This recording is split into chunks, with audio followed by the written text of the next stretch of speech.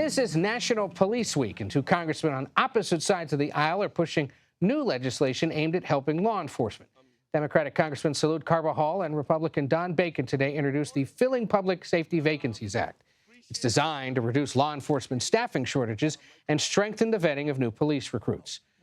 Join us now. That is Congressman Don Bacon of Nebraska on the left and Congressman Salud Carbajal, Democrat of California, on the right. Both of them come from beautiful districts that I've had the privilege of visiting.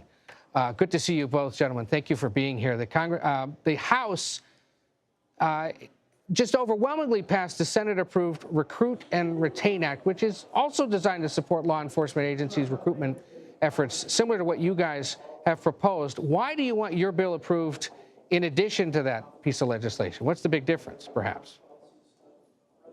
Well, I think our bill does two things. One is it expands an existing grant program, COPS grant program, for hiring officers. And two, it provides a vetting system to ensure that we are providing background checks and mental health evaluations, which is not a requirement currently. And ultimately, what this legislation does, bipartisan, bicameral legislation, it really addresses the crisis that we are seeing within law enforcement throughout the country, where there are major shortages of officers due to retirements and resignations for a number of reasons. And what this is doing is trying to address that very serious crisis that at the end of the day makes our communities less safe unless we're able to move this legislation forward. And I'm extremely happy to be moving this bill forward with my colleague, my Republican colleague, Don Bacon, who is a good friend and somebody I have teamed up with many a times to move forward common sense bipartisan legislation. And Congressman Bacon, the background check requirement, adding that, is there some reason that is being called for specifically? Have there been examples of people slipping through the cracks, perhaps, that should have gone through some kind of background check before getting hired? Well, as Salud said, and by the way, we traveled the world together. We've worked together on agriculture stuff, national security things, so it's a real privilege to be able to work with him. But since 2020, we've had a hard time recruiting and retaining police officers, particularly with the riots in the summer. And there was a lot of anger directed towards all police, though it was because of the behavior of a few in Minneapolis. And so what we're finding in some cases, because they can't find recruits, some of the standards have been lowered. And then you'll encounter some people who are going to enter the police force that probably shouldn't have been in there. So we're going to add $162 million to the program, the COPS program, to expand recruiting. But we also wanted to set a high bar for who we're recruiting, that they're the people that we want in this very important, critical role of protecting, our neighborhoods and our cities and our towns. We want to make sure that they have been screened first. So it was part of a give and take to be able to get this bill passed. That's why it's overwhelmingly supported in the Senate, and it's going to have the overwhelming support here because it's a balanced bill. It's a balanced approach. There have been some other pieces of legislation passed regarding police, but yours is not. Do you get any sense you're going to get a vote on your proposal? We sure hope so. I think we will because it's a common sense bill. And again, this will provide a solution to a crisis that everybody has come to understand. It raises our standards, and it increases trust between law enforcement and communities because of those elevated standards. So I represent Omaha, and we have 12 smaller towns and cities other than Omaha. Every single one right now is grappling to fill the numbers that are needed to provide police in our streets. So this is a looming crisis for our country that we got to fix. And just to be clear, this money could be used to hire new officers, but also just to give pay raises to existing ones, right? Absolutely. Okay. Real quick, I wanted to have you guys listen to something that House Republicans were saying yesterday, attacking the president and other Democrats' record on crime. Just take a listen to this.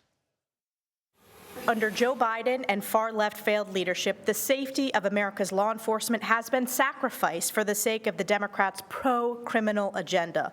Lawless liberals handicap our police from doing their jobs with failed bail reform, like my home state in New York, and pro-criminal policies that appease the far-left Democrats' defund the police agenda. That was Elise Stefanik of House Republican leadership. I mean, what do you two make of? Let me tell you. Well, go ahead. Well, let me tell you. Here in Washington, gridlock and partisanship is the hallmark here.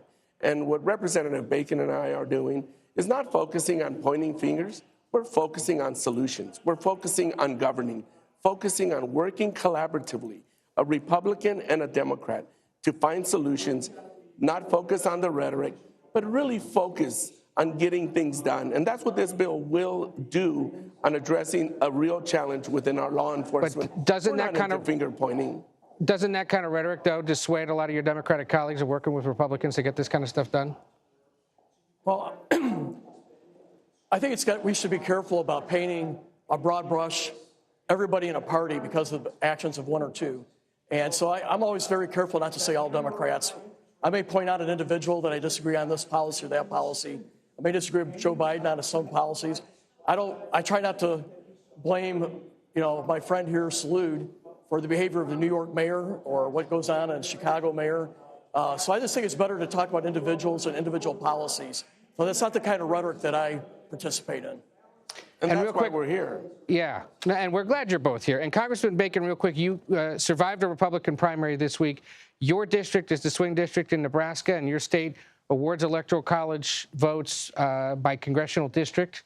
How competitive is your district this November? How much attention are you anticipating from the Biden and Trump campaigns there? Well, I believe it'll be very competitive. It's an R+1 district, so if all things are equal, I should win by 1 point, 50.5 to 49.5.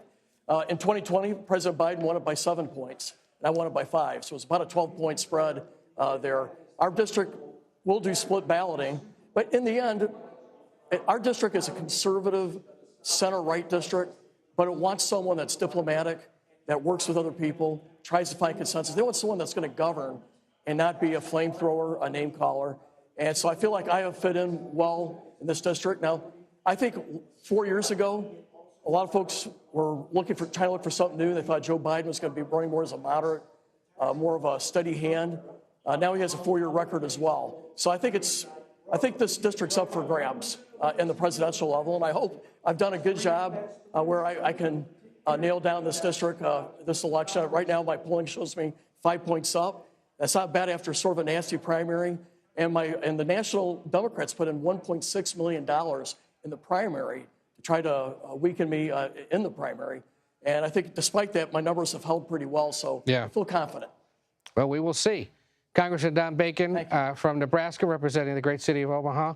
Congressman Salud Carbajal of California, representing the beautiful city of San Luis Obispo and its surrounding communities. That is a beautiful part of California to visit. Thank you both for being here. Good luck with your bill.